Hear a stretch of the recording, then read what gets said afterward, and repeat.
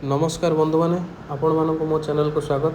आज मु मोर जड़े बंधु सह भुवनेश्वर एक सुंदर शांत परिवेश थिबा स्थान प्रबुद्ध विहार ब्रह्म महिमा अलेख आश्रम बुली आसी। यह भुवनेश्वर अंधार अंचल अवस्थित।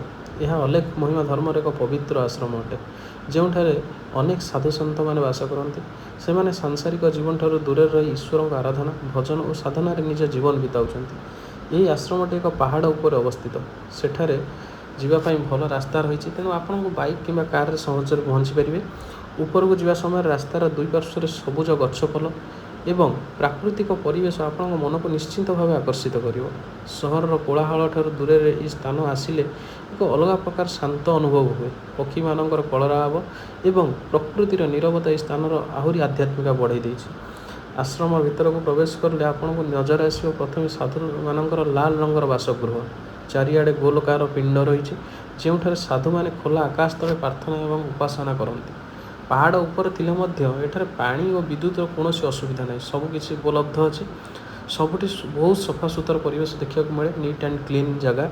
एठारे यज्ञ मंडप भजन मंडप सहित दुईटी तीनोटी गुंफा देखा मिले। चारिपाखे घंच गछपल और सबुज परिवेश गछ को गछ लगी रही घंच कर सौंदर्य को आहरी बढ़ाई देछि।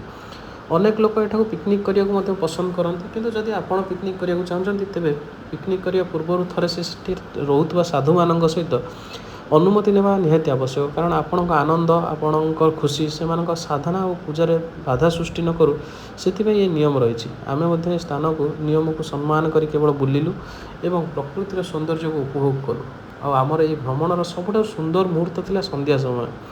सूर्य धीरे धीरे पहाड़ पछरे अस्त होता बेले सारा परिवेश सुनील आलोक भरी जाऊला। से दृश्य को शब्द वर्णना करने बहुत कष्टकर। आपण मैंने यही समय सुंदर दृश्य को निजे आसी देखु।